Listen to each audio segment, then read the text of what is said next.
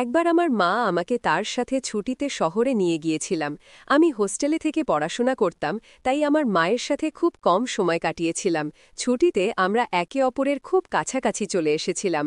এরপর যা ঘটেছিল তা পরের গল্পে দেখুন। হ্যালো বন্ধুরা, আজকের আমাদের এই গল্পে আপনাকে স্বাগতম। আমার নাম অরবিন্দ এবং আমার বয়স এখন ২৪ বছর। এই গল্পটি আমার এবং আমার মায়ের, যা একটি সত্যি গল্প। আমার মায়ের নাম আঁচল এবং তার বয়স এখন ৪৩ বছর। তিনি শরীরে একটু মোটা কিন্তু দেখতে খুব সুন্দর। যখন আমি ছোট ছিলাম তখন আমার বাবা চাকরির জন্য বিদেশে চলে গিয়েছিলেন। এরপর তিনি সেখানেই বিয়ে করে ফেলেন এবং কখনো ফিরে আসেননি। এই ঘটনায় আমার মা খুব কষ্ট পেয়েছিলেন, কিন্তু ধীরে ধীরে তিনি সামলে ওঠেন। এখন আমাকে লালন পালনের সব দায়িত্ব মায়ের ওপরেই এসে পড়েছিল, তাই তিনি নিজের জন্য চাকরি খুঁজতে লাগলেন। কিছুদিন পর আমার মামা আমার মাকে একটি চাকরির কথা বললেন, যেখানে একটি বড় কোম্পানির বসের সেক্রেটারির কাজ ছিল। প্রথমে মা মানা করলেন, কিন্তু মজবুরি ছিল, তাই মা রাজি হয়ে গেলেন এবং চাকরি জয়েন করে নিলেন। এখন এতে একমাত্র সমস্যা ছিল যে সেক্রেটারি হওয়ার কারণে মাকে সবসময় বসের সাথে আন্তর্জাতিক সফরেও যেতে হতো, আর আমি তখনও ছোট ছিলাম। যখন মা আন্তর্জাতিক সফরে যেতেন তখন আমাকে সবসময় আত্মীয় স্বজনের বাড়িতে রেখে যেতেন।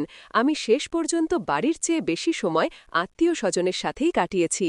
যখন তিনি ছোট ভ্রমণে যেতেন তখনও আমাকে আমার নানির বাড়িতে রেখে যেতেন। কিছুদিন পর আমাকে বোর্ডিং স্কুলে পাঠিয়ে দেওয়া হলো এবং আমি সেখানেই হোস্টেলে থাকতে লাগলাম। যখন আমি কলেজে এলাম তখনও আমি ডরমিটরিতে থাকতাম। সেই বছরগুলিতে আমি আমার মাকে শুধুমাত্র গ্রীষ্মের ছুটিতেই দেখতাম, সেটাও তখন যখন আমরা বিশ্বের কিছু সেরা জায়গায় ছুটি কাটিয়েছি। দুর্ভাগ্যবশত তার এই চাকরির কারণে এই সুযোগ সাধারণত ৪ বা ৫ দিনের বেশি স্থায়ী হতো না। গ্র্যাজুয়েশনের পর আমি গ্রীষ্মে কিছু মহিলা বন্ধুদের সাথে ডেটিং করে নিজেকে ব্যস্ত রাখার পরিকল্পনা করলাম, কিন্তু ঠিক সেই দিনেই মায়ের ফোন এলো এবং তিনি বললেন, অরবিন্দ, আমি গোয়ায় আমাদের ছুটির জন্য সমুদ্রের পাশে একটি জনপ্রিয় রিসর্ট বুক করে ফেলেছি এবং আমাদের দুদিন পর বেরোতে হবে। এটা শুনে আমার মন খারাপ হয়ে গেল, কারণ মা আমার সাথে না জিজ্ঞেস করেই সব বুক করে ফেলেছিলেন। আমার তো তৈরি পরিকল্পনা নষ্ট হয়ে গেল, কিন্তু একটা খুশিও ছিল যে অনেক দিন পর মায়ের সাথে সময় কাটানোর সুযোগ পাওয়া গেছে। তাই আমি সব ভুলে খুশি হয়ে গেলাম।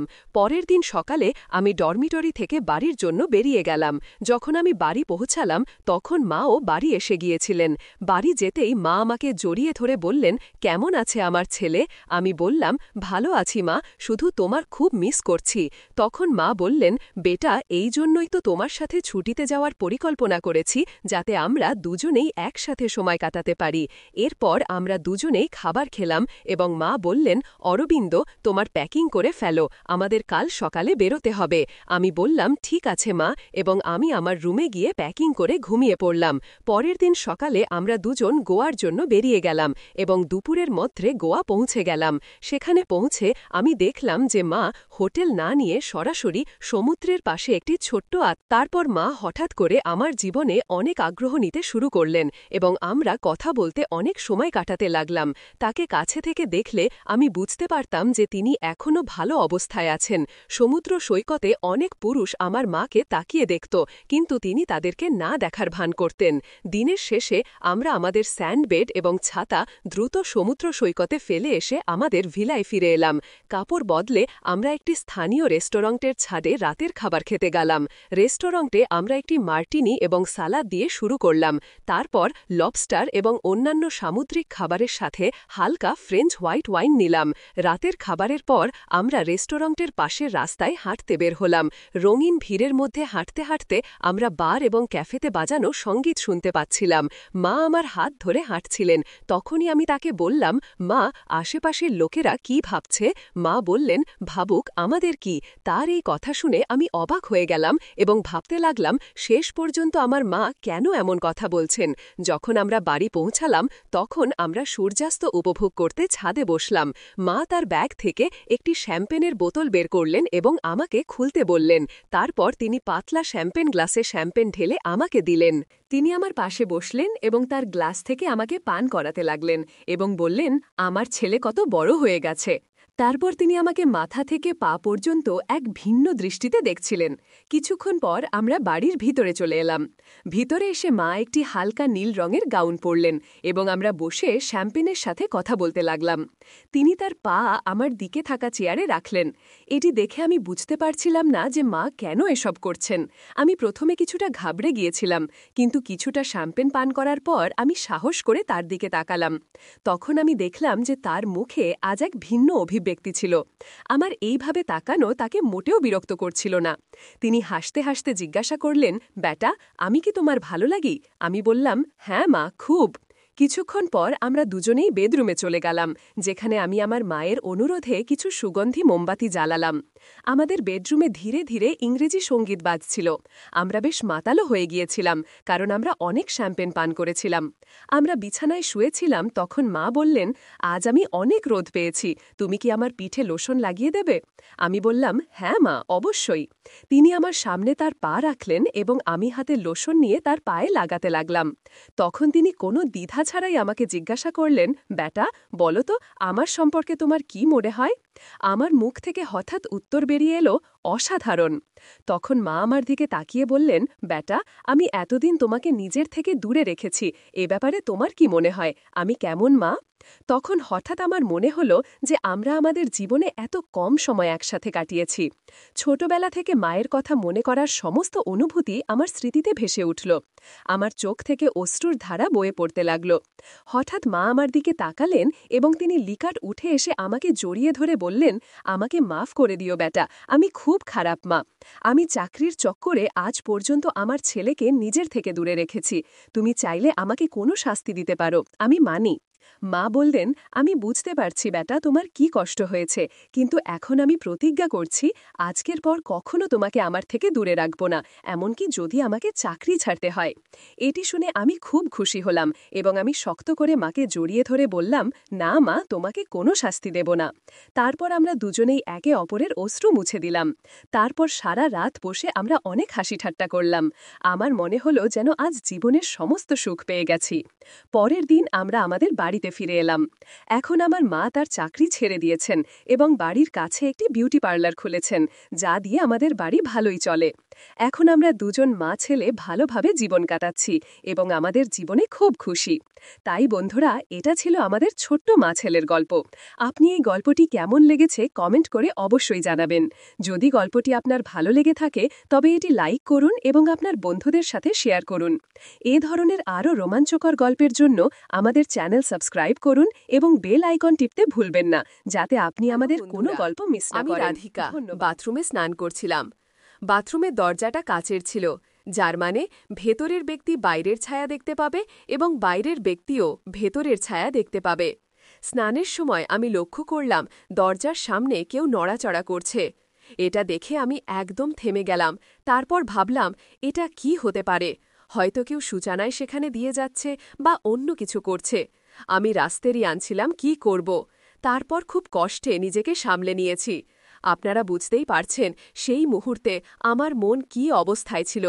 আমি দ্রুত তোয়ালে জড়িয়ে নিলাম। তখনই সম্ভবত সে আমার আওয়াজ শুনে ফেলেছিল।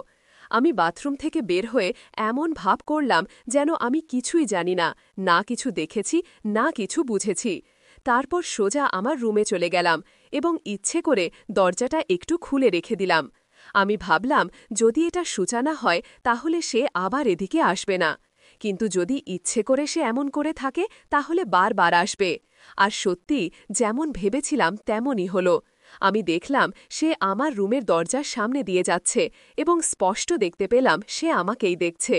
সেই মুহূর্তে আমি বুঝে উঠতে পারছিলাম না কি করব, কিন্তু তারপর নিজেকে বললাম, রাধিকা, যদি সে নিজে তোমার কাছে আসে তাহলে সে যা চায় তাকে তাই দিয়ে দাও। যাই হোক, ভাগ করে নিলে কিছু কমে যায় না।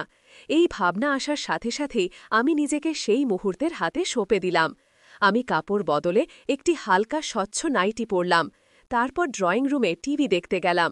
সেও সেখানে বসেছিল। সে আমাকে দেখে বলল, দিদি, কিছু পান করতে আনব? আমি স্নেহে বললাম, না ভাই, তুমি থাকো, তুমি আরাম করো। আমি কিছু মিষ্টি আর 2 গ্লাস জুস নিয়ে আসছি, তারপর আমরা একসাথে খাব। ততক্ষণ তুমি একটা ভালো সিনেমা বেছে নাও। এটা বলে আমি চলে গেলাম। যখন আমি মিষ্টি আর জুস নিয়ে ফিরলাম তখন আমার ভাই একটা অ্যাকশন মুভি দেখছিল। আমি বললাম, এটা কি দেখছিস ভাই? এটা তো শুধু মারামারি, এটা বন্ধ কর, 2 মিনিট অপেক্ষা কর, আমি এক্ষুনি আসছি। আমি আমার রুমে গেলাম, একটা পেনড্রাইভ নিয়ে এসে বললাম, দেখ ভাই, আমার এই পেনড্রাইভে অনেক সিনেমা আছে, চলো এগুলো দেখি। বন্ধুরা, আমি আপনাদের বলছি, আমি রাধিকা আমার পেনড্রাইভের সিনেমাগুলোর প্রতি আসক্ত হয়ে পড়েছিলাম। আমার স্বামীর মৃত্যুর পর ঈশ্বর তার আত্মাকে শান্তি দিন, আমি ঠিক করেছিলাম এখন যে কেউ আমাকে বিয়ে করবে সে শুধু আমার টাকার জন্য করবে। তাই আমি সিদ্ধান্ত নিয়েছিলাম যে আমি একাই আমার জীবন কাটাবো এবং আবার বিয়ে করব না। তখন থেকেই আমি সেই সব শুরু করেছিলাম এবং সেই সিনেমাগুলো আমার কাছে রেখে দিয়েছিলাম। যখনই ইচ্ছা হতো আমি সেগুলো দেখতাম এবং খুশি থাকতাম। কিন্তু এখন যখন আমার ভাইয়ের ওপর বিশ্বাস জন্মালো তখন ভাবলাম সে অন্য কারোর চেয়ে ভালো। যাই হোক, আমি একবার আমার ভাইকে পরীক্ষা করে দেখতে পারি। এই গল্প শুরু হয়েছিল যখন আমি বিধবা হলাম। আমার স্বামীর পরিবার আমার সাথে থাকত না, কারণ আমি লাভ ম্যারেজ করেছিলাম এবং তারা আমাদের ভালোবাসা মেনে নেয়নি। আমার মা আমার ভালোবাসার পক্ষে ছিলেন, তাই তার সম্মতিতে আমি বিয়ে করেছিলাম। আমার স্বামী আমাকে পুনে নিয়ে এলেন, যেখানে আমরা সুখে থাকতে শুরু করলাম। কিন্তু আমাদের সংসার মাত্র 4 বছর স্থায়ী ছিল। এক রাত পার্টি থেকে ফেরার পথে আমাদের অ্যাক্সিডেন্ট হয়েছিল। আমি বেঁচে গেলাম, কিন্তু আমার স্বামী আমাকে ছেড়ে চলে গেলেন। তখন থেকে আমি তার স্মৃতির সাথে এই 2 রুমের বাসায় একা থাকছিলাম। যখন আমার স্বামীর মৃত্যুর খবর পেলেন তখন তিনি আমাকে সান্ত্বনা দিতে লাগলেন এবং বারবার বলতে লাগলেন যে তিনি আমার ভাই অর্জুনকে আমার সাথে থাকতে পাঠাবেন। তিনি বলতেন, রাধিকা, তুমি কতদিন একা থাকবে? লোকজন নানা কথা বলে। আমি বলতাম, মা, আমাকে একা থাকতে দাও, আমি খুশি আছি। কিন্তু মা বলতেন, না, বিয়ে করে ফেল। আমি বলতাম, মা, একদম বিয়ে করব না। তখন মা বললেন, ঠিক আছে, তাহলে অর্জুন তোমার সাথে থাকবে। আমি বললাম, ঠিক আছে, ভাইকে পাঠিয়ে দাও, কিন্তু বিয়ের জন্য আবার চাপ দিও না। এরপর অর্জুন আমার সাথে থাকতে চলে এলো। আমি অর্জুনের জন্য আলাদা একটা রুম তৈরি করেছিলাম, যেখানে একটা কম্পিউটার রেখেছিলাম যাতে সে পড়াশোনা করতে পারে। আমি তাকে বললাম, অর্জুন, তুমি এখানে থাকো, কিন্তু তুমি যা কিছু দেখবে বা শুনবে তার কথা কখনো উল্লেখ করবে না। সে জিজ্ঞেস করল, দিদি, তোমার মানে কি? আমি বললাম, ঠিক যেটা বললাম, তুমি পড়াশোনা করো, বাকি বিষয়গুলো নিয়ে মাথা ঘামাবে না। সে আমার কথা বুঝতে পারেনি, কিন্তু আমি ভাবলাম এখন আমাকে সতর্ক থাকতে হবে। তবু কিছু জিনিস লুকানো যায়নি এবং ধীরে ধীরে সে আমার সম্পর্কে জানতে শুরু করল। আর এখন বর্তমান সময় ফিরে আসি। যখন আমি জুস আর মিষ্টি রেখে পেনড্রাইভে সিনেমা শুরু করলাম তখন অর্জুন বিস্পক হয়ে গেল। আমি ইচ্ছে করেই এমন করেছিলাম। আমি জিজ্ঞেস করলাম, কি হয়েছে ভাই? এত সে কিছু বলেনি দিদি। আমি জিজ্ঞেস করলাম, ফিল্মটা কেমন লাগছে? সে বলল, দিদি, এটা কি চলছে? এটা তো বিরক্তিকর ফিল্ম। আমি বললাম, লজ্জা পাচ্ছ? যাই হোক, আমি তোমাকে গতকাল দেখে ফেলেছি। সে চমকে গেল এবং বলল, দেখে ফেলেছ মানে? আমি বললাম, হ্যাঁ, আমি তোমাকে বাথরুমের দরজার ফাঁক থেকে উঁকি দিতে দেখেছি এবং কাঁচের দরজা দিয়ে তোমার ছায়াও দেখেছি। আমি তোমাকে আমার বেডরুমের সামনে দিয়ে যেতেও দেখেছি। সে বলল, হ্যাঁ, কিন্তু সেটা সংযোগে হয়েছিল দিদি। আমি বললাম, মিথ্যা বলো না, না হলে আমি রাগ করব। সত্য বলো, যদি সত্য বলো তাহলে আজকের রাত তোমার জীবনের সবচেয়ে স্মরণীয় রাত হবে। সে সাহস করে বলল, হ্যাঁ দিদি, আমি আপনাকে দেখেছি। আমি জিজ্ঞেস করলাম, তুমি এমন কেন করলে? সে বলল, দিদি, আমি গতরাতে আপনাকে দেখেছি এবং শুনেছি যখন আপনি আপনার রুমে ছিলেন। আপনার আওয়াজ অনিচ্ছাকৃতভাবে বের হলে আমি আপনার রুমের দিকে গেলাম, কিন্তু যা দেখলাম তা আমাকে অস্থির করে দিয়েছে। আমি জিজ্ঞেস করলাম, কি দেখলে? সে বলল, বস, এতটুকুই দিদি। আমি বললাম, ঠিক আছে, এখন বলো তুমি কি চাও? সে বলল, কি মানে দিদি? আমি বললাম, ফিল্মে যা হচ্ছে তা তো দেখছই না। সে বলল, হ্যাঁ, এটা তো পাগল করে দেবে। আমি বললাম, কেন পাগল করে দেবে? সে বলল, দিদি, আমি যুবক, এমন জিনিস দেখলে কি হবে? আমি বললাম, কিছুই না, এবং অনেক কিছু। আজ আমি তোমাকে সেই অনুভূতি দেব যা তুমি আগে কখনো পাইনি। বন্ধুরা, সত্যি বলতে না তার বিশ্বাস হচ্ছিল না আমার। আমি জানতাম না যে আমি এমন কিছু করতে পারি, কিন্তু সেই মুহূর্তটা খুব বিশেষ ছিল। আমার অনেক দিন হয়ে গিয়েছিল, তাই আমি সব ভুলে গিয়ে সেই মুহূর্তে হারিয়ে গেলাম। আমার ভাই অর্জুন এখন যুবক হয়ে গিয়েছিল। সে এমন ছিল যে কোনো নারী তাকে পছন্দ করতে পারত। সে সব জানত, কিন্তু আমাকে একটু ভয় পেত। যখন আমি ফিল্মের হিরোইনের মতো তার সামনে এলাম তার সাহস বেড়ে গেল। তারপর আমরা সেই রাতে একে অপরের মধ্যে হারিয়ে গেলাম। আমি বারবার তার দিকে এগিয়ে গেলাম এবং সেও আমার মধ্যে ডুবে গেল। শেষে আমি বললাম, বস করো অর্জুন, আমি আমার হক নিয়ে নিয়েছি, এখন আর দরকার নেই। সে বলল, কিন্তু দিদি, আমার মন এখনো ভরেনি, আমি আরও চাই। আমি বললাম, আমি আছি না, যা চাও নিয়ে নাও। তারপর সে এমন কিছু করল যা আমি স্বপ্নেও ভাবিনি। সে আমার জন্য নতুন ছিল, যেমন প্রথমবার অনুভব করছি। আমি বিশ্বাস করতে পারছিলাম না আমার সাথে কী ঘটছে। সেই অভিজ্ঞতা আমার ধারণার বাইরে ছিল। আমি খুব খুশি ছিলাম, কারণ এই অনুভূতি অনন্য ছিল। সেই দিন থেকে আমাদের সম্পর্ক বদলে গেল। আমার ভাই আমাকে প্রতিদিন প্রচুর ভালোবাসা দিতে শুরু করল। আমরা এটি কয়েক মাস ধরে করলাম, কিন্তু তারপর একটি খবর আমাকে হতবাক করে দিল। আমি জানতে পারলাম যে আমি গুরুতরভাবে অসুস্থ এবং আমার ক্যান্সার হয়েছে। এখন আমি বুঝতে পারছি না কি করব। এটা কি আমার কর্মের শাস্তি? আমি আপনাদের সাথে আমার গল্প শেয়ার করছি যাতে আপনারা আমাকে পরামর্শ দেন। আমি জানি আপনারা বলবেন যে এটা আমার কর্মের ফল, কিন্তু আমি চাই আপনারা আমার অনুভূতি বুঝুন, আমার জায়গায় নিজেকে রেখে দেখুন এবং তারপরও পরামর্শ দিন। আমি আপনার পরামর্শের অপেক্ষায় থাকব এবং সেগুলো মনোযোগ দিয়ে পড়ব। তো বন্ধুরা, এটা ছিল আমার গল্প। আপনাদের কেমন লাগলো কমেন্ট করে অবশ্যই জানাবেন। যদি পছন্দ হয় তবে লাইক করুন এবং বন্ধুদের সাথে শেয়ার করুন। এমন গল্পের জন্য আমাদের চ্যানেল সাবস্ক্রাইব করুন এবং বেল আইকন টিপতে ভুলবেন না। ধন্যবাদ।